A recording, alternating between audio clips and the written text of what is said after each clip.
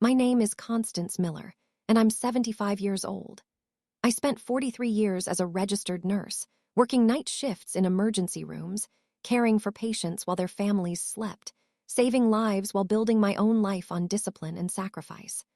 I retired with $540,000 in savings, a paid-off house, and a daughter I'd raised alone after her father left when she was 3 years old. I gave that daughter everything: private school, college tuition, a down payment on her first house. I thought we had a good relationship, which is why what happened 3 weeks ago in my own living room left me stunned, but also strangely calm. My daughter Vanessa had asked to come over for coffee. She said she wanted to discuss something important. She arrived with her husband Brett, both of them looking serious, almost rehearsed. We sat in my living room, the room where I'd helped Vanessa with her homework, where we'd celebrated birthdays, where we'd had countless mother-daughter talks over the years. Vanessa cleared her throat and began what was clearly a prepared speech. "Mom, Brett and I have been talking. We're concerned about you living alone. You're 75 now. You're getting older. And honestly, we think it's time to make some changes." I sipped my coffee and waited. I'd been a nurse for over 4 decades. I knew how to read people, how to stay calm in crisis situations, how to let people finish what they needed to say before responding. "We think you should sell this house," Vanessa continued. "It's too big for one person. The maintenance is too much for someone your age. The yard, the repairs, the upkeep, it's not practical anymore." "Where would I live?" I asked calmly. "That's what we wanted to talk about. We found a wonderful senior living community. Beautiful apartments, meals provided, activities, medical staff on site. It's perfect for someone at your stage of life." "My stage of life?" "Mom, you're 75. You're not young anymore. You need to be realistic about your limitations." I was quiet for a moment, then asked the question I already knew would reveal everything. "And what happens to the money from selling my house?" Vanessa and Brett exchanged a glance. Then Vanessa smiled, the smile of someone who thinks they're being generous. "Well, the senior living apartment is much smaller and less expensive than this house, so you'd have quite a bit of equity left over. We were thinking Brett and I could manage that money for you, invest it properly, make sure you're taken care of. And honestly, Mom, we could use some of it too. We're expanding Brett's business and we need capital. It would be like an investment in the family's future." "So you want me to sell my house, move to senior living, and give you the proceeds to invest in Brett's business?" "Not give, Mom, it's still your money, we'd just be managing it. And yes, using some of it for the business, but that benefits everyone. When the business grows, you'll benefit too. And Mom, here's the thing." Vanessa leaned forward, her voice taking on a tone I'd never heard before, condescending, dismissive. "You're not really needed to manage this anymore. Your finances, your house, your healthcare decisions, it's getting too complicated for you. You've done your job, you raised me, you worked hard. You saved your money, but now it's time to let us take over. You're no longer needed to handle these things. We'll handle them for you." When my daughter explained why I was no longer needed, I smiled. Not because I agreed with her, not because I was confused or giving in. I smiled because in that moment, I understood everything. I understood that Vanessa saw me not as her mother, but as an obstacle between her and my $540,000 in savings, plus whatever my house would sell for, probably another $420,000 based on recent sales in my neighborhood. She was telling me I was no longer needed, so she could justify taking control of nearly $1 million in assets I'd built over a lifetime of night shifts, overtime, and careful saving. But here's what Vanessa didn't know. I'd seen this coming, and I'd been preparing for it. Because 43 years as an ER nurse taught me to recognize warning signs, to anticipate crises before they happened, and to have a plan ready before the emergency arrived. When my daughter explained why I was no longer needed, I smiled. And that smile, that calm, knowing smile, was about to become Vanessa's worst nightmare. But before I tell you what I did after Vanessa declared me no longer needed, before I reveal the plan I'd put in place weeks earlier, I need you to do something for me right now. Hit that subscribe button. Click it now. Then smash that like button, because this story is going to show you why underestimating your elderly mother who spent 4 decades in emergency medicine is a catastrophic mistake. Turn on those notifications, that bell icon, because you need to hear what happened when I let my daughter think I was just a confused old woman ready to hand over control of my life. And drop a comment telling me where you're watching from. What city? What state? What country? I want to know who's here with me today. Because what I discovered when my daughter told me I was no longer needed, about what she'd been planning and what I'd been preparing, it's going to shock you just like it shocked her. And it taught me that sometimes the best response to being dismissed is to smile and let people underestimate you while you execute your own plan. Now let me take you back to the beginning.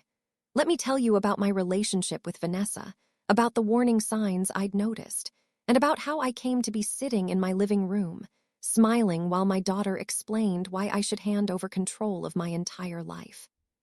To understand what happened, you need to understand my life and how hard I worked to build what I have. I got pregnant with Vanessa when I was 22 years old. Her father, Derek, was 24.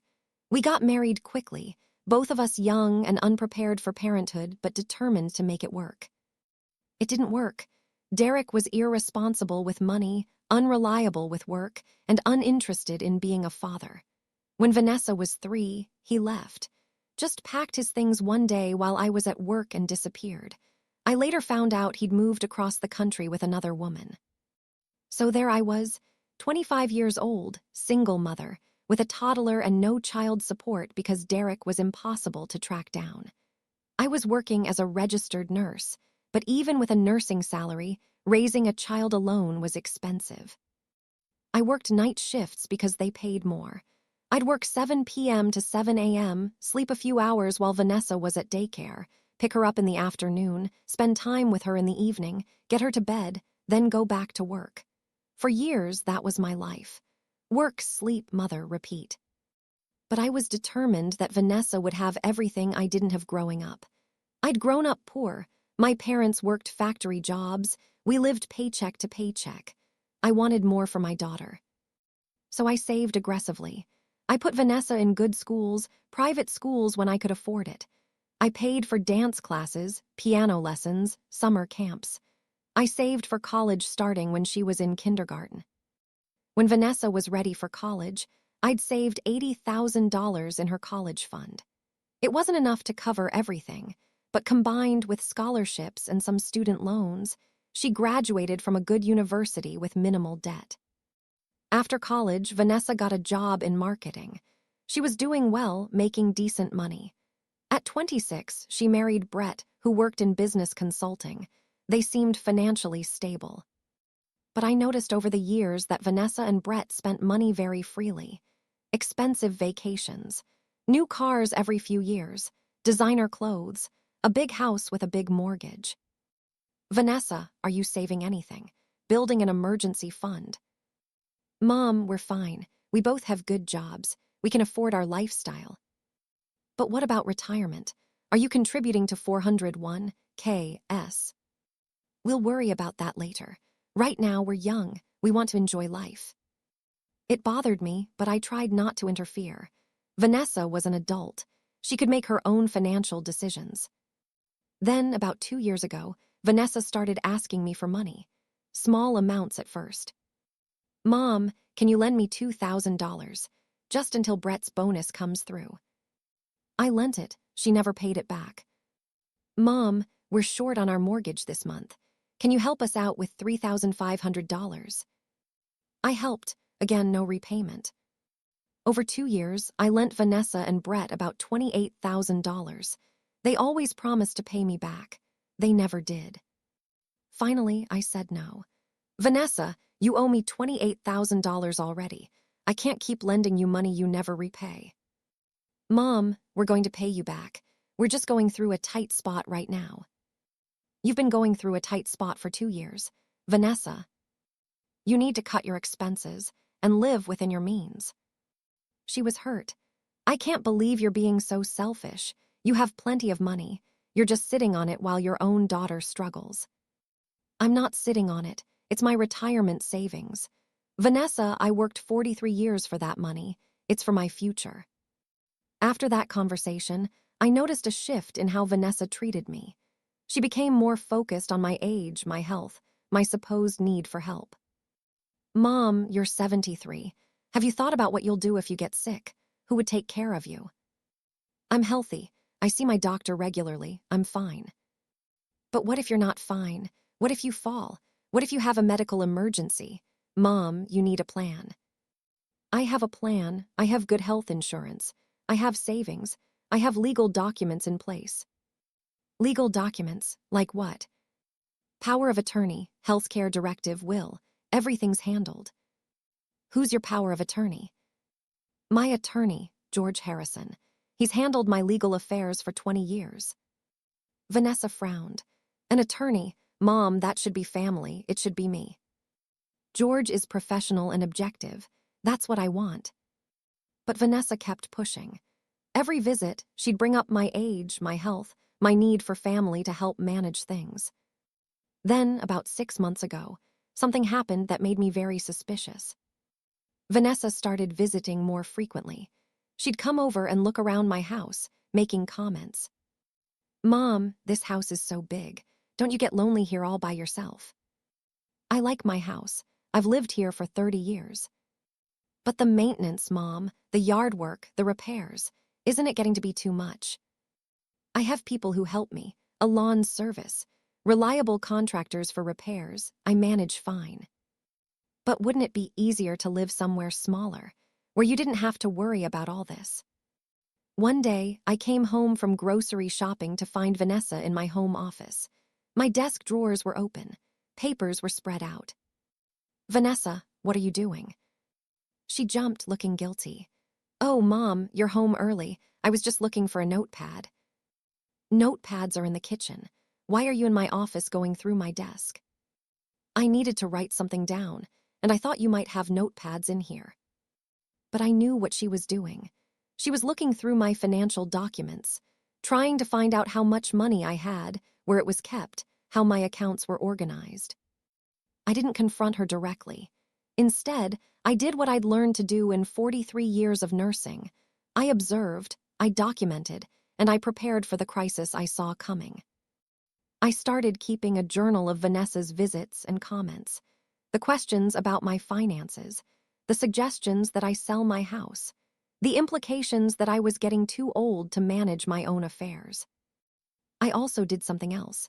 I called my attorney, George Harrison. George, I think my daughter is planning something. She's been asking about my finances, suggesting I'm too old to manage my house, looking through my paperwork. I'm worried she might try to take control of my assets. Constance, that's a serious concern. What do you want to do? I want to protect myself. What are my options? We can strengthen your existing power of attorney documents to make it very clear that only I have authority if you become incapacitated. We can also set up a living trust to protect your house and other assets. And Constance, you might want to get a comprehensive cognitive evaluation, documentation that you're fully competent, just in case Vanessa tries to claim otherwise. Over the next month, I did all of it. Updated my legal documents with stronger protections, created a living trust, got a cognitive evaluation from a geriatric specialist who confirmed I was sharp as ever. I also did something Vanessa didn't expect. I hired a private investigator to look into Vanessa and Brett's financial situation. What the investigator found was alarming. Vanessa and Brett were drowning in debt, over $180,000 in credit card balances, behind on their mortgage. Car loans they were struggling to pay. Brett's business consulting work had dried up. He hadn't had a major client in 8 months. They were facing financial disaster, and they were looking at my assets as their solution. The investigator also discovered something else. Vanessa had been calling senior living facilities, getting information about costs and availability. She'd been researching how to sell someone else's house. She'd been consulting with a different attorney, not George, about getting power of attorney over an elderly parent. Vanessa wasn't just casually concerned about me. She was actively planning to take control of my life and my money. That's when I knew the confrontation was coming, and I prepared for it.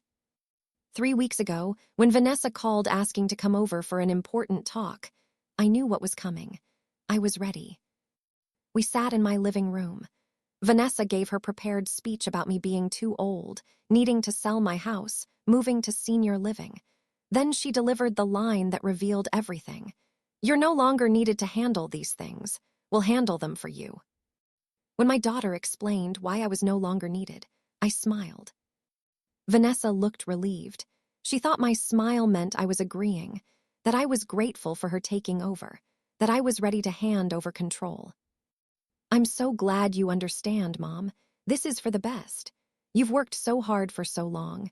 You deserve to relax and let us handle everything. Vanessa, I said calmly, I'm not selling my house. I'm not moving to senior living. And I'm certainly not giving you control of my finances. Her smile faded. What, Mom, we just explained. You explained why you think I'm no longer needed. But Vanessa, I don't agree. I'm perfectly capable of managing my own life. Mom, you're 75 years old. You can't keep living in this big house by yourself. You can't keep managing complex financial decisions. You need help. I don't need help. I need my daughter to respect that I'm still competent and capable. Brett spoke up for the first time. Constance, we're not trying to be disrespectful. We're trying to help. And honestly, whether you agree or not, the time is coming when you won't be able to make these decisions anymore. We're just trying to plan ahead. Plan ahead for what? For taking my money. Vanessa's face flushed. This isn't about money. This is about your safety and well-being. Then why did you mention using my house proceeds to invest in Brett's business? Vanessa, if this was really about my well-being, you wouldn't be planning to use my money for yourselves. We're not using it for ourselves. We're investing it. Mom, Brett's business just needs some capital to get through this rough patch. Once it recovers, you'll benefit too. I don't want to invest in Brett's business. I want to keep my house and manage my own money. You're being stubborn and unreasonable. Vanessa stood up, her voice rising. Mom, we're trying to help you and you're acting like we're trying to hurt you. You're trying to convince me I'm no longer needed so you can take control of my assets. Vanessa, that's not help. That's exploitation. I can't believe you're accusing us of this. We're your family. And I'm your mother, who worked night shifts for 43 years, who raised you alone, who paid for your private school and college, who lent you $28,000 you never paid back. Vanessa, I'm not a confused old woman you can manipulate. I'm a retired nurse who spent 4 decades in emergency situations. I know how to assess a crisis, and I know what you're trying to do. Vanessa and Brett left, angry and frustrated, and I sat in my living room, still smiling. Because they'd shown me exactly who they were, and I'd shown them nothing of what I'd prepared. When my daughter explained why I was no longer needed, I smiled, and that smile was just the beginning. Before I continue this story, kindly subscribe, like, turn on the notification bell, and tell me in the comments where you're watching from. 2 days after Vanessa and Brett left my house, I received a phone call from a woman named Dr. Sandra Mitchell. She identified herself as a geriatric care manager. Mrs. Miller, your daughter Vanessa contacted our services. She's concerned about your ability to live independently. She's requested a comprehensive home assessment to evaluate your safety and cognitive function. I didn't request this assessment. No, your daughter did. She's very worried about you. Mrs. Miller, these assessments are quite common for elderly people living alone. We just want to make sure you have the support you need. Dr. Mitchell, I appreciate the call, but I don't need or want an assessment. I'm managing perfectly well on my own.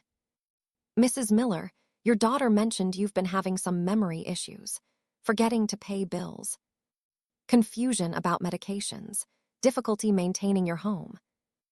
None of that is true. I don't have memory issues.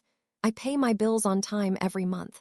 I don't take any medications except a daily vitamin, and my home is well maintained. Well, sometimes elderly people don't realize they're having difficulties. That's why family members often notice problems before. Dr. Mitchell, I'm a retired registered nurse with 43 years of experience. I'm quite capable of recognizing my own cognitive state. I don't need your assessment. Please don't contact me again. I hung up, angry but not surprised. Vanessa was escalating. When I refused to voluntarily hand over control, she moved to Plan B, hearing professionals to evaluate me, hoping they'd declare me incompetent. I called George Harrison immediately.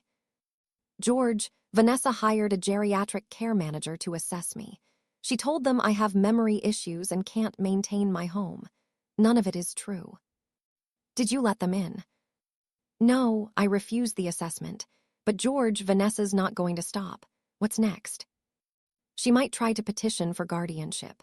If she can convince someone you're incompetent, she could ask the authorities to give her legal control over your affairs.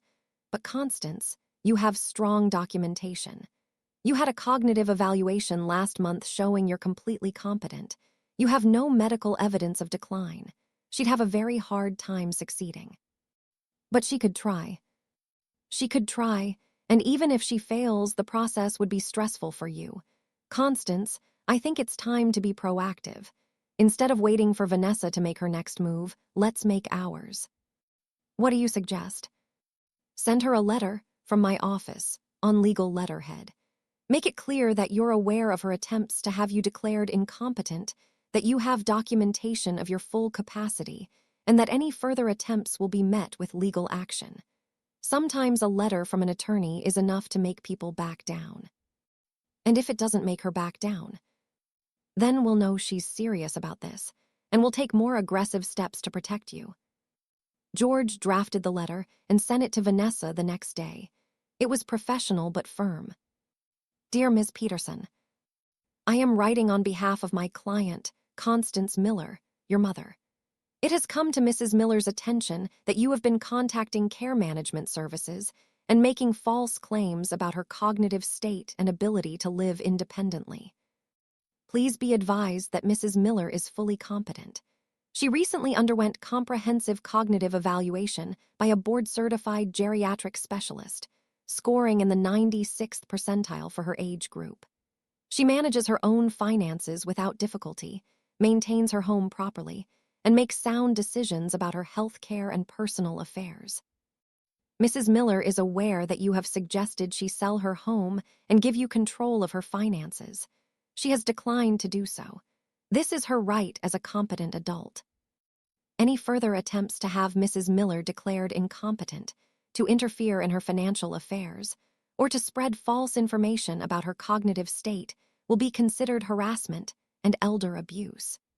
Mrs. Miller will pursue all available legal remedies to protect herself, including but not limited to restraining orders and reports to Adult Protective Services.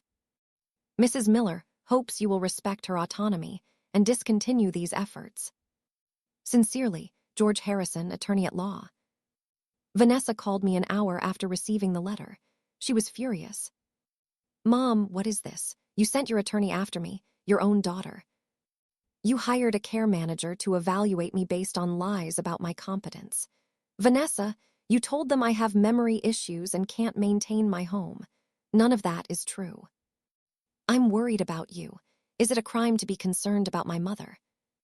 It's not concern when you're lying to professionals to build a false case of incompetence. Vanessa, why are you doing this? Because you're being stubborn. Mom, you need help and you refuse to admit it. Someone has to take charge before something terrible happens. Nothing terrible is happening. I'm healthy, sharp, and managing my life perfectly well. Vanessa, the only terrible thing happening is my daughter trying to take control of my life against my will. You don't see it, Mom. You don't see how much you've declined.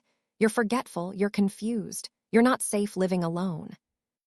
Give me one example of me being forgetful or confused. Last week when I called, you didn't remember that I'd called you the day before.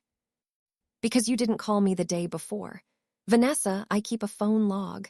I write down every call I receive. You didn't call me 2 days in a row. You're making that up. See, you're so confused you don't even remember phone calls. I'm not confused. You're lying. Vanessa, why are you inventing incidents of cognitive decline that didn't happen? I'm not inventing anything. Mom, you need help and I'm trying to give it to you. But you sent your attorney to threaten me, your own daughter. My attorney sent a letter asking you to stop making false claims about my competence. That's not a threat. That's a boundary. You're going to regret this, Mom. When you fall and there's no one there to help you.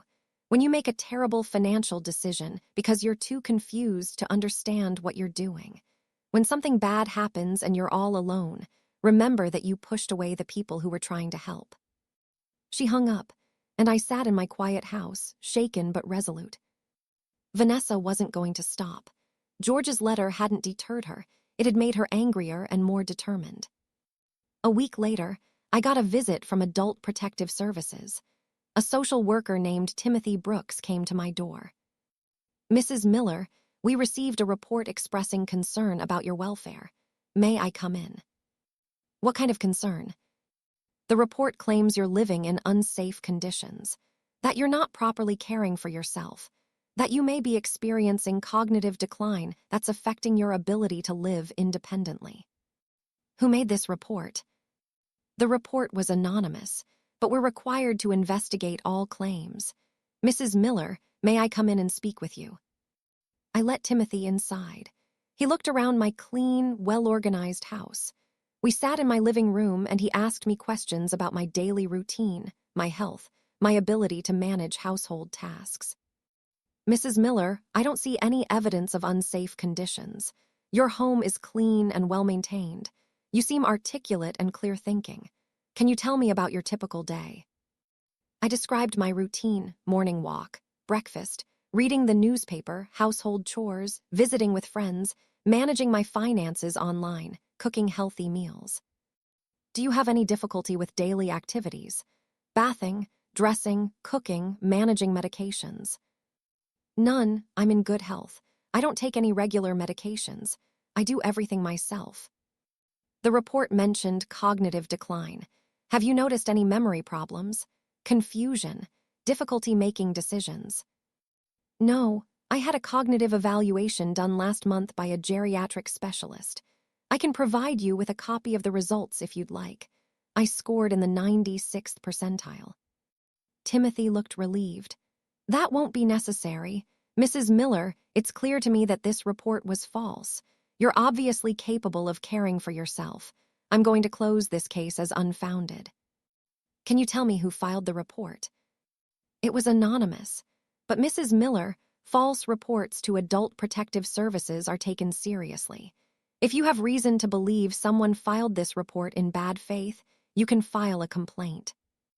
After Timothy left, I called George again. "Vanessa filed a false report with Adult Protective Services. The social worker came out, confirmed I'm fine, and closed the case. But George, she's escalating. First the care manager, then the threatening phone call, now a false APS report. What's next?" "We document everything. Keep copies of all communications with Vanessa. Keep the social worker's report showing the complaint was unfounded. And Constance, I think we need to consider more aggressive protection." "Like what?" "A restraining order. If Vanessa continues this pattern of harassment, false reports, unwanted care assessments, threatening behavior, we can ask for legal protection prohibiting her from contacting you or interfering in your affairs." "A restraining order against my own daughter." "I know it's painful, but Constance, she's not going to stop. And the harassment is only going to get worse. You need legal protection." I thought about it for several days. A restraining order felt so extreme, so final, but George was right. Vanessa wasn't stopping. She was getting more aggressive with each attempt that failed. Then something happened that made my decision for me. I came home from having lunch with friends to find my front door slightly ajar. I knew I'd locked it. I always locked it. Someone had been in my house. I called the police immediately. 2 officers came and searched my house with me. Nothing appeared to be stolen, but someone had definitely been inside. "Mrs. Miller, do you have any idea who might have entered your home?" "My daughter has a key. She's the only other person with access." "Has there been any conflict with your daughter recently?" I explained the situation. Vanessa trying to convince me to sell my house, the care manager assessment, the false APS report, the pattern of harassment. Do you want to press charges? I want to change my locks, and I want documentation of this incident. The officers wrote a report. I called a locksmith who came that afternoon and changed all my locks, and I called George. Vanessa entered my house without permission while I was out. The police documented it. George, I'm ready for the restraining order. I'll file the petition tomorrow. That evening, Vanessa called. Mom, I stopped by your house today. I wanted to check on you, but you weren't home. Where were you? I was having lunch with friends. Vanessa, did you come inside my house? I used my key to make sure everything was okay. The house was empty, so I looked around. Mom, I noticed some things that concern me. The refrigerator is nearly empty. There are expired items in the pantry. The bathroom needs cleaning. These are signs you're not maintaining the house properly. The refrigerator has exactly what I need in it. There are no expired items in my pantry. I check regularly. And my bathroom is perfectly clean. Vanessa, you broke into my house and you're making up problems that don't exist. I didn't break in. I have a key. And Mom, I'm not making things up. I saw what I saw. You're not capable of maintaining this house anymore. It's becoming clear that we need to take action whether you agree or not. What does that mean?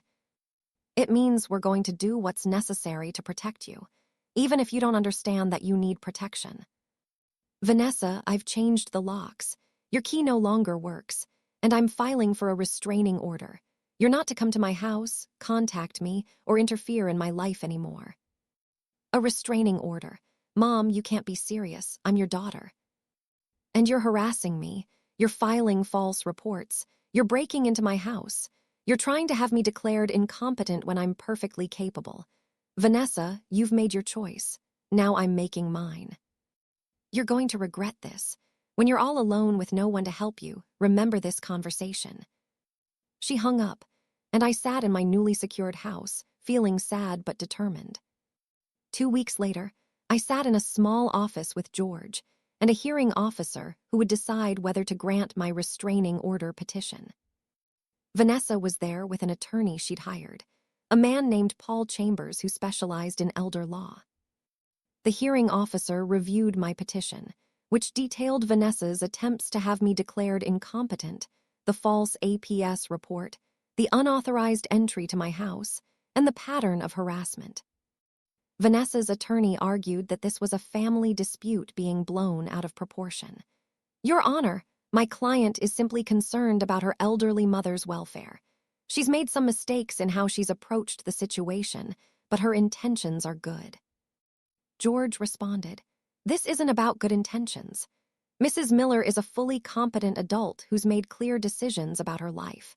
Her daughter refuses to respect those decisions and has engaged in a campaign to undermine Mrs. Miller's autonomy, including filing false reports to government agencies and entering Mrs. Miller's home without permission. The hearing officer asked me questions.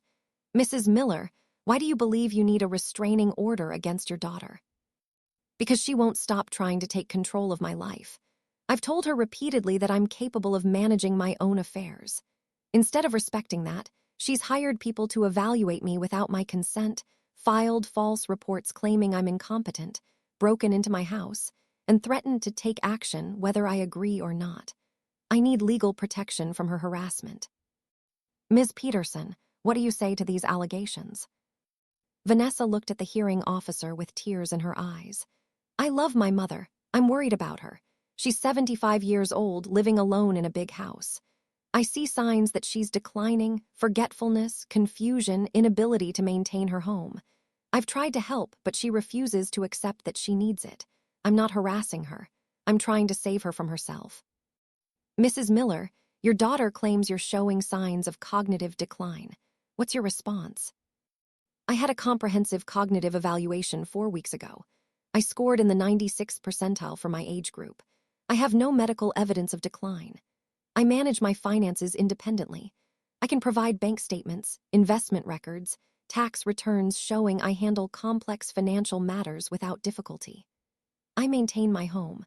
I have contractors and service providers who can testify that I'm organized and clear-thinking in all our interactions.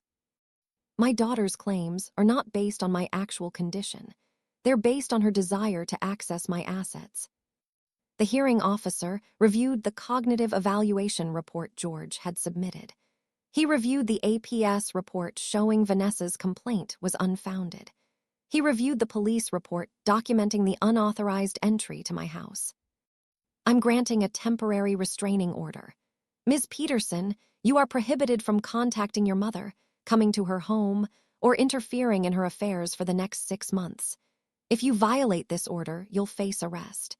Mrs. Miller, if your daughter contacts you or comes near you, call the police immediately. Vanessa stood up, her face red with anger. This is insane. You're letting her isolate herself. When something bad happens to her, it'll be your fault. The hearing officer's voice was firm. Ms. Peterson, your mother is a competent adult. She has the right to make her own decisions and to be free from harassment.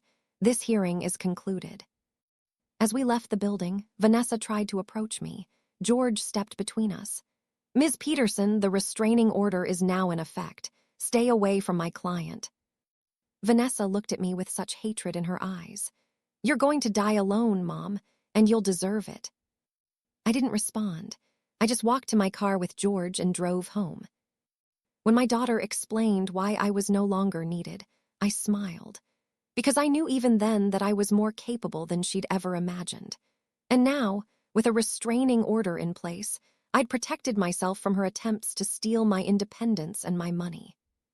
But Vanessa wasn't done, not even close. Before I continue this story, kindly subscribe, like, turn on the notification bell, and tell me in the comments where you're watching from. 3 weeks after the restraining order was granted, I received a certified letter from Paul Chambers, Vanessa's attorney. The letter was formal and threatening. Dear Mrs. Miller, I represent your daughter, Vanessa Peterson, in matters concerning your welfare and estate planning. Despite the restraining order, which my client believes was obtained through misrepresentation, she remains deeply concerned about your well-being. Mrs. Peterson has informed me that you have no will, no healthcare directives, and no proper estate planning in place. As your only child and closest living relative, she has a legitimate interest in ensuring your affairs are properly managed. I am writing to advise you that if you do not voluntarily engage in proper estate planning within 30 days, Mrs. Peterson will have no choice but to petition for emergency conservatorship based on your refusal to make necessary arrangements for your own welfare. This is not harassment. This is a daughter's legitimate concern for her aging mother who is making poor decisions that will negatively impact her future care and financial security. I strongly recommend you consult with an attorney and put proper legal documents in place. Sincerely, Paul Chambers, ask. I read the letter twice, then called George immediately. George, Vanessa's attorney, sent me a threatening letter. He claims I have no estate planning documents and that Vanessa will petition for conservatorship if I don't create them within 30 days. That's nonsense on multiple levels. First, you have extensive estate planning. I prepared those documents myself. Second, Vanessa has no legal right to demand you create documents. Third, this letter violates the restraining order. She's using her attorney to contact you when she's prohibited from direct contact. What should I do? I'll respond to the letter, copying the hearing officer who granted the restraining order. I'll make clear that you have comprehensive estate planning in place, that Vanessa has no legal right to demand anything from you, and that this letter constitutes a violation of the restraining order by attempting to contact you through a third party. And Constance, keep the envelope this came in. We're building a file of Vanessa's violations. George sent his response that afternoon. It was pointed and firm. Dear Mr. Chambers, I represent Constance Miller in all legal matters, including estate planning. Your letter of date contains multiple false statements and appears designed to harass and intimidate my client. Mrs. Miller has comprehensive estate planning documents in place, including a will, healthcare directives, power of attorney, and living trust. These documents were professionally prepared and are regularly updated. Your claim that she lacks proper planning is false. Furthermore, your client has no legal right to demand that Mrs. Miller create or modify estate planning documents. Mrs. Miller is a fully competent adult who makes her own decisions about her affairs. Your letter appears to violate the restraining order currently in effect, which prohibits your client from contacting Mrs. Miller directly or through third parties. Using you as an intermediary to threaten my client with conservatorship proceedings constitutes prohibited contact. Mrs. Miller will not respond to threats or ultimatums. Any petition for conservatorship will be vigorously opposed and will fail, as Mrs. Miller has extensive medical and professional documentation of her full capacity. Advise your client to cease all attempts to contact or intimidate my client. Further violations will result in contempt proceedings. Sincerely, George Harrison-esque. I thought that would be the end of it, but 2 weeks later, something worse happened. I started receiving calls from my friends, people I'd known for years, fellow retired nurses, neighbors, members of my book club. Constance, I got the strangest call from your daughter today. She said you're having serious health problems and you're too proud to ask for help. Is everything okay? Constance, Vanessa called me crying, saying you're refusing medical treatment for dementia. She asked me to talk to you about seeing a doctor. What's going on? Constance, your daughter contacted me on social media. She posted that you're experiencing cognitive decline and she's trying to get you help, but you won't cooperate. She asked people to reach out to you and encourage you to see a specialist. Is this true? Vanessa was spreading lies about me to my entire social circle, telling people I had dementia, that I was refusing treatment, that I needed intervention. I called each person and explained the truth, that I was perfectly healthy, that I'd had recent cognitive evaluations showing no impairment, and that Vanessa was spreading false information as part of an attempt to gain control of my assets. Some believed me immediately. Others seemed uncertain, as if they weren't sure whether to believe me or Vanessa. I documented every call I received. Then I contacted George. Vanessa is calling my friends and posting on social media, spreading lies about me having dementia and refusing treatment. George, she's destroying my reputation. That's defamation, and it's another violation of the restraining order. She's harassing you through your social circle. Constance, we need to take this to the hearing officer. Vanessa needs to face consequences for these violations. We filed a motion for contempt, asking that Vanessa be held accountable for violating the restraining order multiple times. The letter from her attorney, the calls to my friends, the social media posts. The hearing was scheduled for 2 weeks later. In the meantime, I did something I'd been reluctant to do. I reached out to my broader family and told them what was happening. I sent an email to my cousins, my late husband's family members, old friends from nursing school, everyone I could think of who knew both me and Vanessa. The subject line was, "The truth about my relationship with Vanessa." I explained everything. Vanessa's attempts to convince me to sell my house and give her control of my money, her lies about my cognitive state, the false APS report, the breaking into my house, the restraining order, and now the campaign to destroy my reputation by spreading lies about dementia. I attached documentation, the cognitive evaluation showing I was sharp, the APS report showing her complaint was unfounded, the police report about her unauthorized entry to my house, examples of the defamatory social media posts. I ended the email with, "I'm sending this to set the record straight. I'm not suffering from dementia. I'm not refusing medical treatment. I'm a 75-year-old woman in excellent health who's being harassed by her own daughter because I won't give her access to my life savings. I hope you'll understand why I've had to take legal action to protect myself." The responses started coming within hours. My cousin Patricia called, horrified. "Constance, I had no idea. Vanessa told me you were sick and she was trying to help you. I thought she was being a good daughter. I didn't know she was lying." My friend Margaret from nursing school wrote, "Connie, I've known you for 50 years. You're one of the sharpest people I know. Anyone who's spent 5 minutes with you recently knows you're not suffering from dementia. I'm sorry your daughter is doing this to you. But not everyone was supportive. Vanessa's mother-in-law, Christine, sent me an angry message. How dare you attack my son's wife publicly? Vanessa is trying to help you and you're making her look like a villain. You should be ashamed of yourself. And a few people who didn't know me well seemed uncertain about who to believe, which was exactly what Vanessa wanted, to create enough doubt that people would question my competence. The contempt hearing was held on a Thursday morning. Vanessa was there with Paul Chambers. I was there with George. The hearing officer reviewed the evidence of violations. The letter from Paul Chambers threatening conservatorship, documentation of calls Vanessa had made to my friends spreading false information about my health, screenshots of social media posts claiming I had dementia and was refusing treatment. Ms. Peterson, the restraining order prohibits you from contacting Mrs. Miller directly or through third parties. Do you understand that contacting her friends and posting about her on social media constitutes prohibited contact? Paul Chambers answered before Vanessa could speak. Your Honor, my client was expressing legitimate concern to people who care about her mother. She wasn't contacting Mrs. Miller. She was reaching out to Mrs. Miller's friends to spread false information about Mrs. Miller's health in an attempt to damage her reputation and undermine her credibility.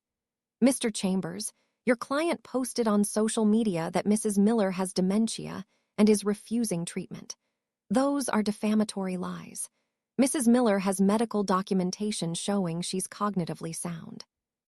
George stood. Your Honor, this is part of a pattern. Ms. Peterson wants control of her mother's assets. When Mrs. Miller refused to voluntarily give up that control, Ms. Peterson began a campaign to have her declared incompetent. She's filed false reports with government agencies. She's hired professionals to evaluate her mother without consent. She's broken into her mother's home. And now she's spreading lies to Mrs. Miller's social circle to damage her reputation. This isn't concern. This is elder abuse. The hearing officer looked at Vanessa. Ms. Peterson, do you have any evidence that your mother is suffering from dementia or cognitive decline? She's 75 years old. She lives alone in a big house. She refuses help. Those are warning signs. That's not evidence. Do you have medical documentation, professional evaluations, anything beyond your own claims? She refuses to be evaluated by my professionals. That proves she's hiding her decline. Your mother has been evaluated by qualified professionals. She scored in the 96th percentile on cognitive assessments. She manages complex financial affairs without difficulty. She maintains her home. She has an active social life. Ms. Peterson, there's no evidence supporting your claims. What there is evidence of is you repeatedly violating a restraining order designed to protect your mother from your harassment. I'm not harassing her. I'm trying to save her. From what? From living independently and managing her own life. Ms. Peterson, your mother doesn't need saving. She needs you to leave her alone. The hearing officer issued his ruling. Ms. Peterson, you are in contempt for violating the restraining order. You're ordered to cease all contact with Mrs. Miller's friends, family, or social circle. You're to remove all social media posts referencing Mrs. Miller. You're prohibited from making any public or private statements about Mrs. Miller's health or competence. Violation of these terms will result in jail time. Do you understand? Vanessa's face was red with anger, but she nodded. Furthermore, the restraining order is extended for an additional year. Ms. Peterson, your pattern of behavior demonstrates you're not willing to respect your mother's boundaries. Stay away from her. After the hearing, as George and I walked to the parking lot, Vanessa called out from across the street, far enough away that she wasn't technically violating the restraining order, but close enough that I could hear her. You think you've won, Mom, but you haven't. You're going to end up alone, sick, with no one to help you. And I won't be there. When you need me, I'll be gone. You're destroying our family over money. I didn't respond. I got in my car and drove home. That evening, I sat in my living room thinking about Vanessa's words. You're destroying our family over money.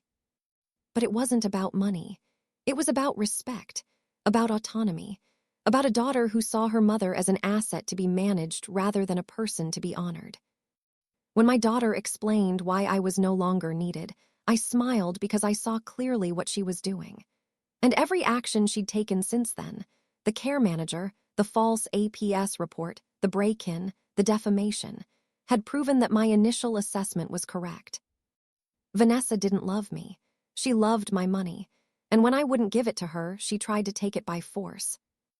A week after the contempt hearing, I did something that surprised even me. I created my own social media account and posted publicly. My name is Constance Miller. I'm 75 years old, a retired registered nurse, and I'm sharing my story because elder financial abuse is more common than people realize. My daughter has spent the past year trying to convince me, and others, that I'm incompetent so she can gain control of my assets. She's filed false reports, broken into my home, spread lies about my health, and harassed me relentlessly.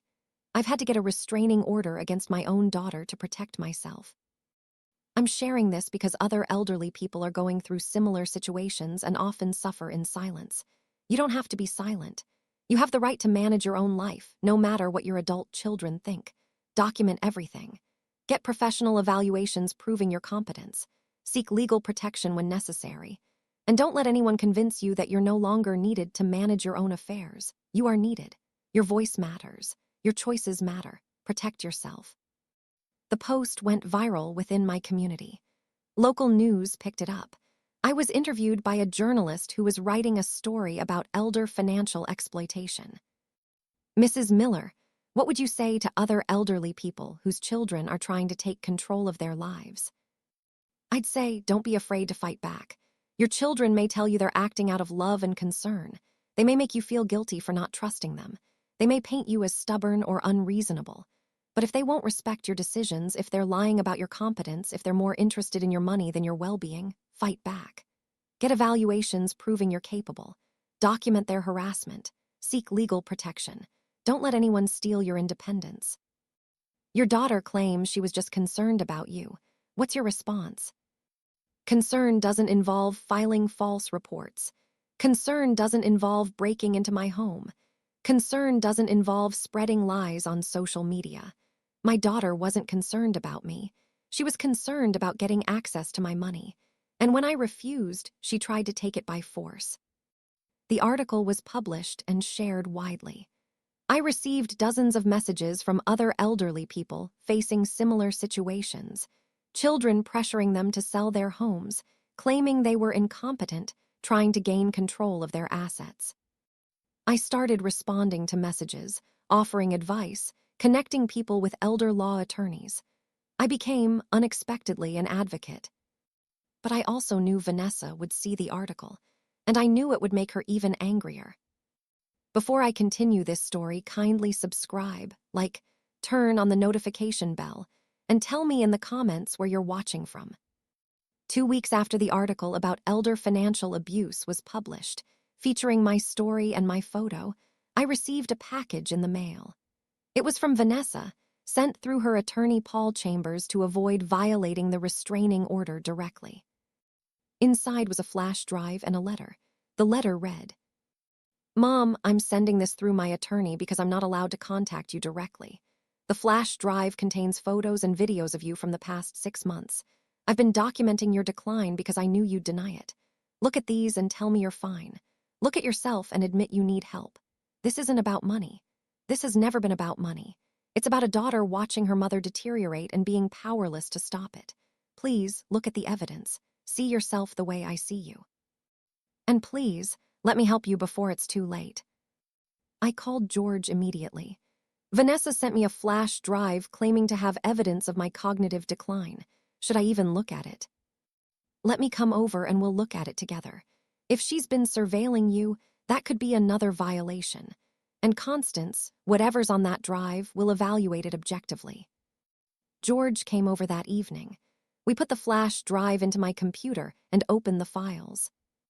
There were about 30 photos and a dozen short videos, all taken over the past 6 months. Most appeared to be taken secretly, through windows, from cars, from a distance.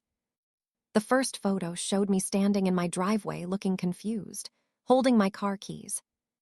The caption Vanessa had added read, Mom stood in her driveway for 5 minutes, unable to remember where she was going. Classic sign of dementia. George, I remember this day. I was standing in my driveway trying to decide whether to drive to the grocery store or walk to the farmer's market. I was thinking about which option would be better for getting fresh vegetables. I wasn't confused. I was making a decision. The next photo showed me in my kitchen, cabinets open, looking through items. Caption: Mom searching through cabinets, unable to find things in her own kitchen. She'd reorganized everything and couldn't remember where she'd put items. I was looking for a specific baking pan I hadn't used in months. I found it exactly where I'd stored it, in the back of the lower cabinet. This isn't confusion. This is normal searching for something you don't use often. The videos were similar, clips taken out of context, and captioned to suggest confusion or forgetfulness. One video showed me at the grocery store, standing in the cereal aisle looking at boxes. Caption: Mom stood in the cereal aisle for 10 minutes, unable to decide which cereal to buy. Simple decisions are becoming impossible for her. I was comparing nutrition labels. I was deciding between 2 cereals based on which had less sugar. That's not inability to make decisions. That's careful consumer shopping. Another video showed me in my front yard, walking around looking at the ground. Caption: Mom wandering in her yard, looking lost and disoriented. I was looking for a package that was supposed to be delivered. The delivery notice said it was left near the front porch, but I couldn't find it. I was searching for it. I found it eventually. It had been placed on the side porch instead of the front. This isn't wandering. This is looking for something. George watched all the photos and videos. Constance, these are completely misleading. Vanessa has taken normal activities and reframed them as evidence of cognitive decline. Anyone could be photographed making a decision and have it captioned as confusion. This is manipulative and frankly disturbing. She's been surveilling me, taking photos through my windows, following me to the grocery store. George, how long has she been doing this? Based on the dates on these files, at least 6 months, probably since before the restraining order. Constance, this is stalking, and using these manipulated images as evidence of incompetence is fraudulent. What should I do? We report this to the police. Surveillance of this nature may violate the restraining order, and we keep this flash drive. If Vanessa ever tries to use these images in any legal proceeding, we'll have them to debunk her claims. The next day, I filed a police report about the surveillance. The officer who took the report was sympathetic but realistic. Mrs. Miller, taking photos in public places isn't illegal, and if she was photographing through your windows from public property, like the sidewalk, that's not technically illegal either. It's creepy and wrong, but not criminal. However, it does violate the spirit of the restraining order, which prohibits her from harassing you. I'll add this to the file. 3 weeks later, I received notice that Vanessa had done exactly what I'd feared. She'd filed a petition for emergency conservatorship. The petition claimed I was suffering from progressive dementia, that I was unable to make sound decisions about my welfare, and that I was at risk of financial exploitation and self-neglect. It was accompanied by a thick stack of documents, the photos and videos from the flash drive, statements from people Vanessa claimed had witnessed my decline, and a letter from a doctor I'd never heard of stating that based on information provided by family members, I appeared to be suffering from cognitive impairment. George reviewed the petition carefully. This is aggressive, but it's also weak. The doctor who wrote this letter never examined you. He's basing his opinion entirely on what Vanessa told him. That won't hold up against your actual cognitive evaluations from qualified professionals who did examine you. And these photos and videos are clearly taken out of context. Who are these people who gave statements? George looked at the names. Most of them are Vanessa's friends. A few are distant relatives who probably haven't seen you in years and are going based on what Vanessa told them. None of them are people who interact with you regularly. So what happens now? We prepare for a hearing. We present your cognitive evaluations. We present testimony from people who actually know you. Your friends, your doctor, your financial advisors, all attesting that you're completely competent. We debunk the photos and videos by explaining what was really happening in each one. And Constance, we expose Vanessa's pattern of harassment and manipulation. The conservatorship hearing was scheduled for 6 weeks later. In that time, George and I built our case. We gathered statements from my friends, fellow retired nurses, neighbors, book club members, all attesting that I was sharp, active, and fully capable. Margaret from nursing school wrote, "I've known Constance for 50 years. She's one of the most organized, competent people I know. We have lunch weekly and discuss complex topics, current events, medical advances, literature. Constance is as sharp now as she was when we worked together in the ER 30 years ago." My neighbor Carol wrote, "I live next door to Constance and see her almost daily. She maintains her home beautifully, tends her garden, manages her own affairs without difficulty. She's more capable than people half her age." My financial advisor wrote, "Mrs. Miller manages a complex investment portfolio with skill and understanding. She asks intelligent questions, makes informed decisions, and demonstrates excellent judgment about financial matters. I've never seen any indication of cognitive impairment." Dr. Helen Santos, my physician, provided a comprehensive letter. "I've been Mrs. Miller's primary care physician for 12 years. She's in excellent health for her age. She manages her medications appropriately. She takes only a daily multivitamin. She follows medical advice. She asks informed questions about her health. I've never observed any cognitive decline. She recently underwent cognitive screening as part of her annual physical, scoring well above average for her age group." We also prepared a response to each photo and video, explaining what was actually happening and providing context that Vanessa had deliberately omitted. And we documented Vanessa's pattern of harassment, the false APS report, the break-in, the defamation on social media, the surveillance, the violations of the restraining order. "George, I have a question. If I lose this hearing, if somehow the judge grants Vanessa conservatorship, what happens?" "She gets legal authority to make decisions about your finances, your health care, where you live. She could sell your house, move you to assisted living, control all your money. Constance, if you lose everything, your independence, your home, your assets. So I can't lose." "You won't lose. The evidence is overwhelmingly in your favor, but I need to prepare you for what this hearing will be like. Vanessa is going to paint a picture of you as a confused, declining woman who needs protection. She's going to show those photos and videos. She's going to have people testify that they're concerned about you. It's going to be difficult to sit there and listen to your own daughter lie about you. I've been preparing for this since she first told me I was no longer needed. George, I can handle it." The hearing was held in a conference room rather than a courtroom. Present were the judge, a woman named Judge Patricia Morno, Vanessa and her attorney Paul Chambers, me and George, and a court-appointed investigator named Dr. Raymond Cole, who'd been assigned to evaluate the situation and make a recommendation to the judge. Judge Morno explained the process. "This is a hearing to determine whether Mrs. Constance Miller requires a conservator to manage her affairs. The burden of proof is on the petitioner, Ms. Peterson, to show that her mother is incapable of managing her own affairs. Dr. Cole has conducted an independent investigation and will present his findings. Let's begin." Paul Chambers presented Vanessa's case first. He showed the photos and videos, playing them on a screen for the judge. "Your Honor, these images show Mrs. Miller in various states of confusion over the past 6 months. Standing in her driveway, unable to remember where she's going. Searching through her own kitchen, unable to find items. Spending 10 minutes in a grocery store aisle, unable to make a simple decision. Wandering in her yard, looking disoriented. These are clear signs of cognitive decline." He called Vanessa to testify. "Ms. Peterson, describe your mother's current condition." Vanessa looked at the judge with tears in her eyes. "My mother is declining rapidly. She forgets conversations we've had. She loses things constantly. She makes poor decisions.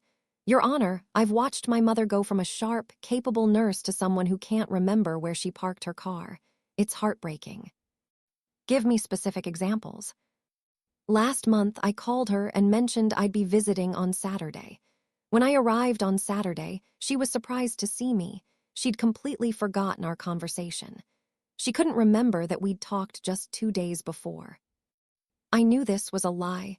Vanessa hadn't visited me in months because of the restraining order. But I stayed calm and let her continue.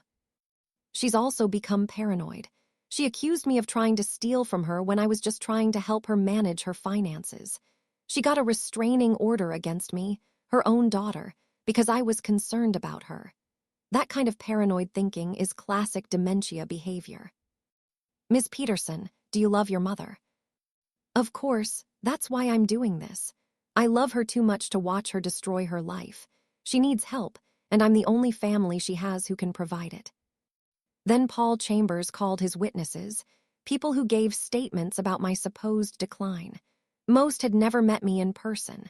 They were testifying based on what Vanessa had told them. Vanessa's friend Christine testified. Vanessa has told me about her mother's decline over the past year. The forgetfulness, the confusion, the inability to make decisions. Vanessa is so worried, and she's tried so hard to help. It's been very stressful for her. A distant cousin I hadn't seen in 10 years testified. Vanessa called me crying about her mother. She said Constance was refusing help even though she clearly needed it. As family, we're all concerned. None of them had seen me recently. None of them could speak to my actual current condition. They were just repeating Vanessa's narrative. Then Paul Chambers called Dr. Marcus Webb, the doctor who'd written the letter for the petition.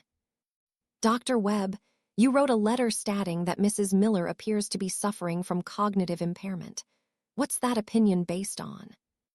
Based on the information provided by family members and the photographic evidence I reviewed, Mrs. Miller shows signs consistent with early to moderate dementia. The forgetfulness, the confusion, the inability to complete simple tasks, these are all concerning symptoms. George stood for cross-examination. Dr. Webb, have you ever examined Mrs. Miller in person? No, I have not. Have you ever spoken with her? No. So your entire opinion is based on second-hand information from her daughter, the same daughter who stands to gain control of Mrs. Miller's substantial assets if conservatorship is granted.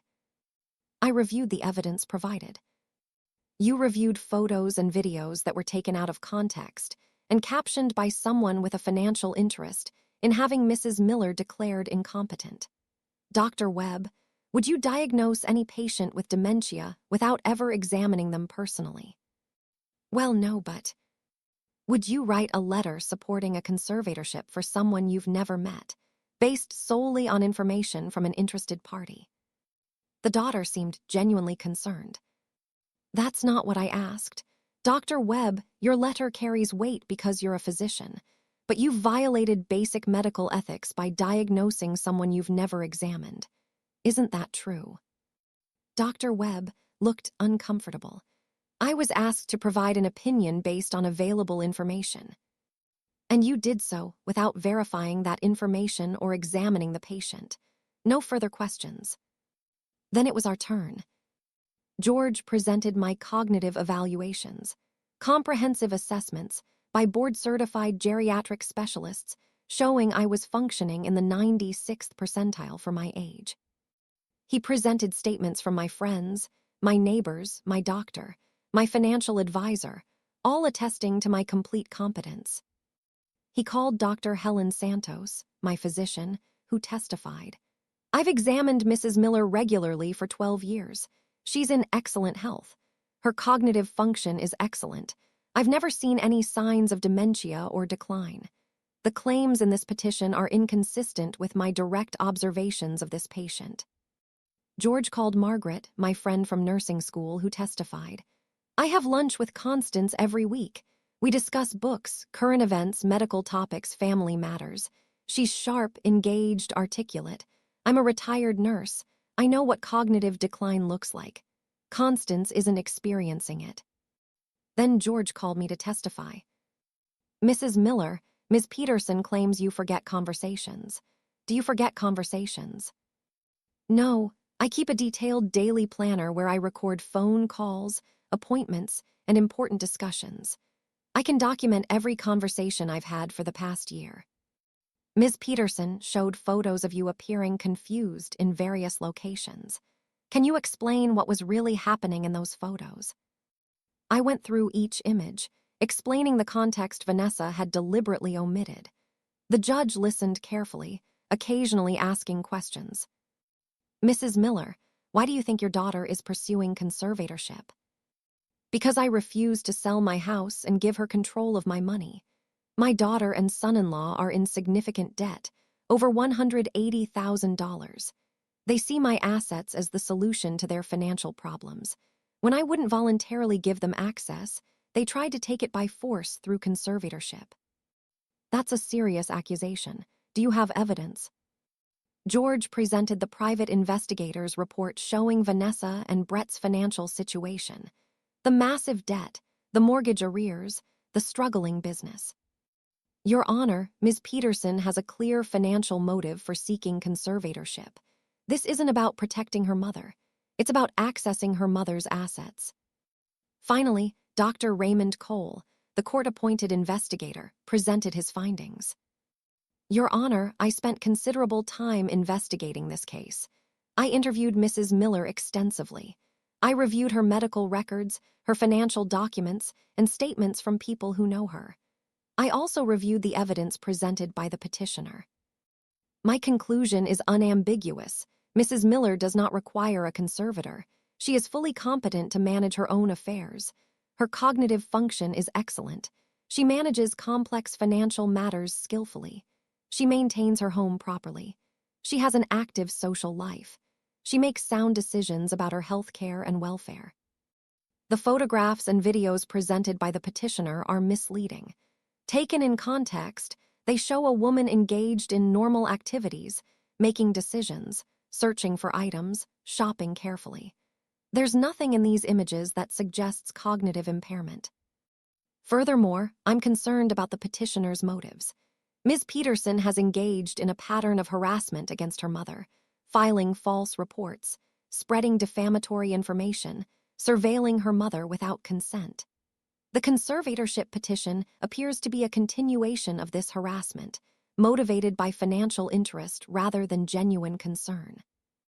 I recommend that the petition be denied and that the existing restraining order remain in place to protect Mrs. Miller from further harassment. Judge Morneau reviewed all the evidence, then delivered her ruling. I've heard testimony from both sides and reviewed extensive documentation. This is one of the clearest cases I've seen. Mrs. Miller is obviously competent. She's articulate, well-organized, and capable of managing her own affairs. The evidence supporting this conclusion is overwhelming: medical evaluations, professional assessments, testimony from people who interact with her regularly. Ms. Peterson's evidence, by contrast, is weak and manipulative. The photographs and videos are taken out of context. The doctor who wrote a letter supporting conservatorship never examined Mrs. Miller, a serious ethical violation. Most of the witnesses supporting the petition have no recent personal knowledge of Mrs. Miller's condition. What's clear to me is that this petition is not about protecting Mrs. Miller. It's about Ms. Peterson trying to gain control of her mother's assets. The financial motive is obvious. Ms. Peterson is deeply in debt and sees her mother's money as a solution. The petition for conservatorship is denied. Mrs. Miller will continue to manage her own affairs. The restraining order remains in effect and is extended for an additional 2 years. Furthermore, I'm ordering Ms. Peterson to pay Mrs. Miller's attorney fees. This petition was filed in bad faith, and Mrs. Miller shouldn't have to bear the cost of defending herself against it. Ms. Peterson, I want to be very clear. Your mother is a competent adult who has the right to make her own decisions. You've harassed her, lied about her, surveilled her, and attempted to strip her of her autonomy. This behavior is unacceptable. If you continue, you'll face serious consequences. Do you understand? Vanessa stood, her face red. This is wrong. My mother needs help in your... Ms. Peterson, this hearing is concluded. The petition is denied. Case closed. As we left the hearing, Vanessa tried one last time. She didn't approach me. That would violate the restraining order, but she stood in the hallway where I'd have to walk past her. "Mom, please, I'm sorry for everything. But I was just trying to help. Please don't shut me out of your life." I stopped and looked at her, really looked at her. And I saw not my daughter, but a woman who'd tried to steal my independence, my home, and my money. A woman who'd lied to professionals, spread false information to my friends, and dragged me through legal proceedings designed to strip away my autonomy. "Vanessa, when you told me I was no longer needed," I smiled. "Do you remember that?" "I remember." I smiled because in that moment I saw exactly who you were, not my daughter who loved me, a person who saw me as an obstacle to my own money. And everything you've done since then has proven I was right to smile, because you underestimated me. You thought a 75-year-old woman would be easy to manipulate. You forgot I spent 43 years in emergency rooms, staying calm in crisis situations, making life-and-death decisions under pressure. You thought you could outmaneuver me. You were wrong. "Mom, I made mistakes, but..." "You didn't make mistakes. You made choices. You chose to lie about my competence. You chose to file false reports. You chose to break into my home. You chose to defame me to my friends. You chose to surveil me. You chose to drag me through a conservatorship hearing designed to strip away my rights. Those weren't mistakes, Vanessa. Those were calculated decisions." "I'm your daughter. Doesn't that mean anything?" "It used to. But you destroyed that when you decided my money was more important than my dignity. Goodbye, Vanessa." I walked past her and out of the building. In the months that followed, my life settled into a new normal. The restraining order meant Vanessa couldn't contact me, which was both sad and peaceful. I continued my advocacy work, speaking at senior centers and community organizations about elder financial abuse. I shared my story, how my daughter had tried to have me declared incompetent, and how I'd fought back by documenting everything and seeking legal protection. "The most important thing is to trust yourself," I'd tell audiences.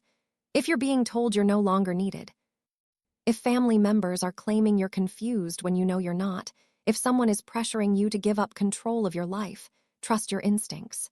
Get professional evaluations proving your competence. Document every incident of harassment. Seek legal help immediately. Don't wait until it's too late." After one talk, an elderly man approached me. "Mrs. Miller, my son has been telling me I need to move to assisted living and let him manage my money. I thought I was being paranoid for refusing. Your story helped me see I'm not paranoid. I'm protecting myself." Trust that instinct.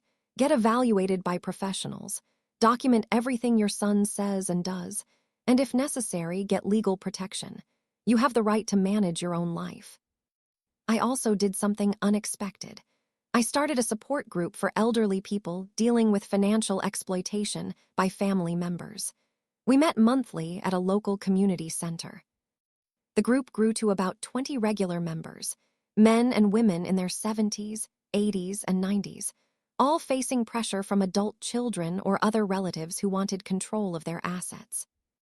We shared strategies for protecting ourselves, supported each other through legal proceedings, and reminded each other that we had the right to make our own decisions about our lives.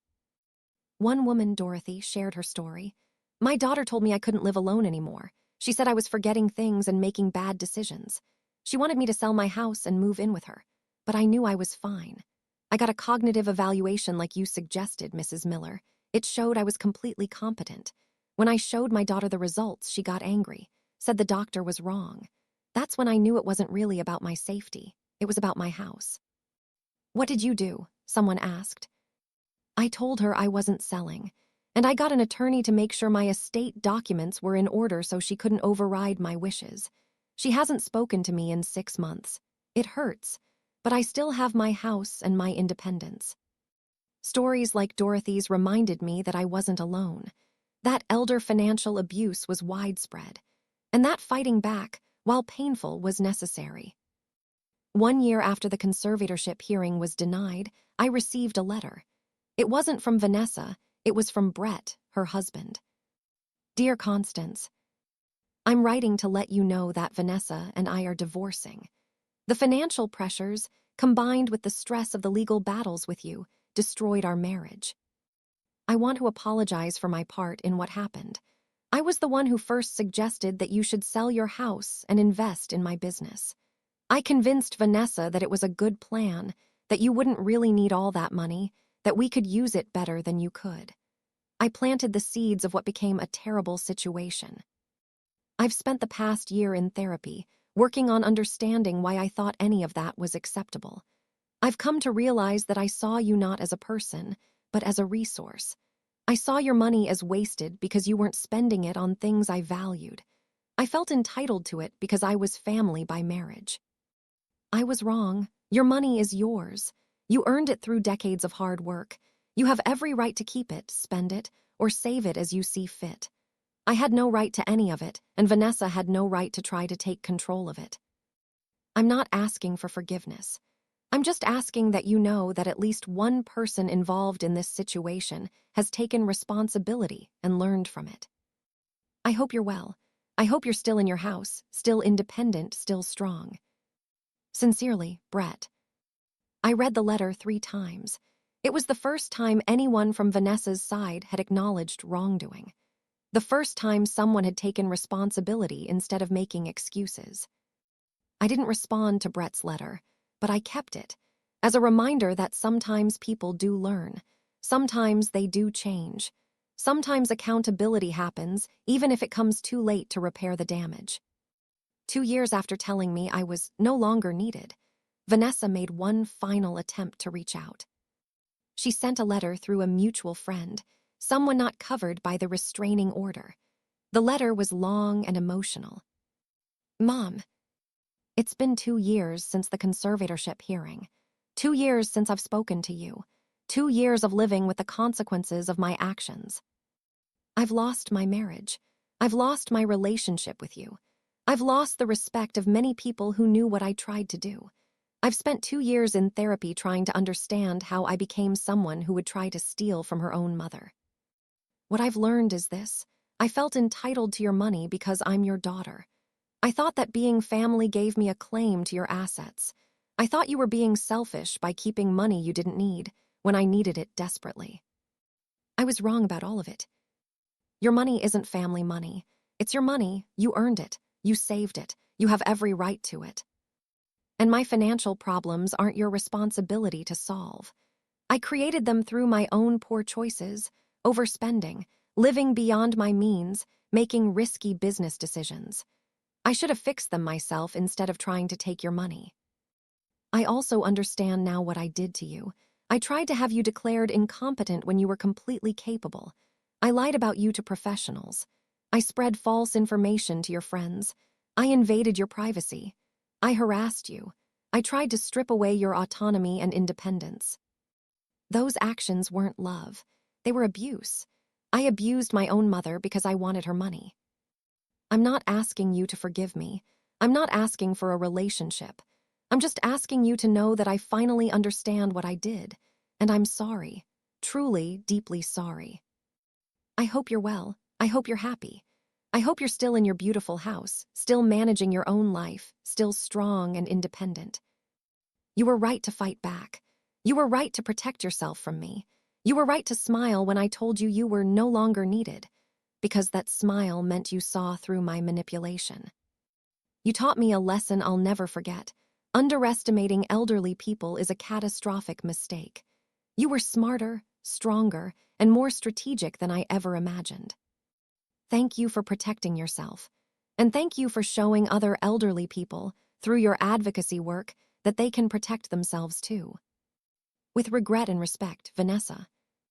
I read Vanessa's letter sitting in my living room, the same room where she'd told me I was no longer needed 2 years earlier.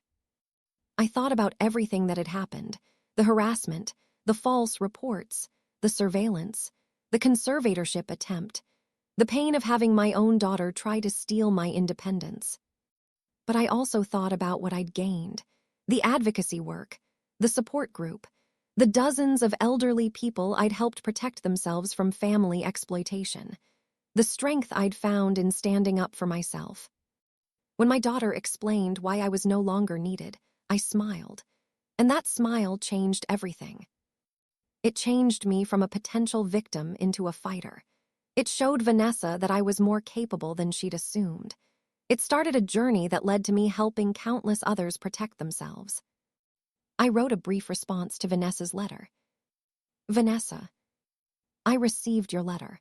I appreciate that you've taken responsibility for your actions. I'm not ready for a relationship with you. Maybe someday, but not now. The wounds are still too fresh, and trust once broken is hard to rebuild. I am well. I'm still in my house. I'm still managing my own affairs. And I'm using my experience to help other elderly people who are facing what I faced, children or relatives trying to take control of their lives and their money. Your attempt to have me declared incompetent failed, but it succeeded in one way you didn't intend. It gave me a purpose. I'm now an advocate for elder financial protection. I speak at community centers, I run a support group, I help people document their competence and seek legal protection. I've helped dozens of people protect themselves. So in a strange way, I should thank you. You tried to steal my independence and instead gave me a mission. I hope you've truly learned from this experience. I hope you understand that elderly people aren't obstacles to overcome or resources to exploit. We're people with rights, dignity, and the capacity to make our own decisions. When you told me I was no longer needed, I smiled because I knew you were wrong. I was needed to protect myself, to fight back, and eventually to help others do the same. I'm still needed, just not in the way you intended. Take care of yourself, Vanessa. Constance. Now, at 77 years old, I still live in my house. The house Vanessa wanted me to sell. I still manage my own finances, the $540. Zero in savings plus the home equity Vanessa wanted to control. I still make my own decisions about my health care, my daily life, my future. I run my support group, now grown to 30 regular members. I speak at senior centers monthly. I consult with elder law attorneys on cases involving financial exploitation. I've become a voice for elderly people who are being told they're no longer needed to manage their own lives. And I tell my story to anyone who will listen.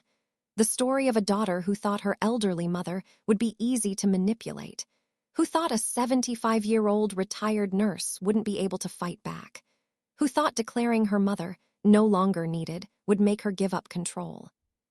But I didn't give up. I smiled. I documented. I sought professional evaluations. I got legal protection.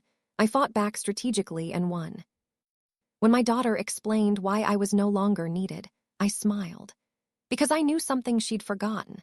I'd spent 43 years in emergency rooms, staying calm in crisis situations, making critical decisions under pressure, saving lives. Vanessa had started a fight with someone who'd spent 4 decades handling emergencies. She'd underestimated someone who knew exactly how to assess a crisis and respond strategically. That was her mistake, and my smile, that calm, knowing smile, was the first sign that she'd made a catastrophic miscalculation. I'm still here, still independent, still strong, still very much needed by myself, by my community, and by every elderly person who needs to know they have the right to protect themselves. When my daughter explained why I was no longer needed, I smiled. And that smile meant, you're wrong, I'm needed, I'm capable, I'm fighting back, and I'm going to win. I did win, and I'm still winning every day by living my life on my own terms. If this story touched you, please subscribe, like, and turn on the notification bell for more emotional stories like this. Tell me in the comments where you're watching from. Somewhere out there, I might be reading.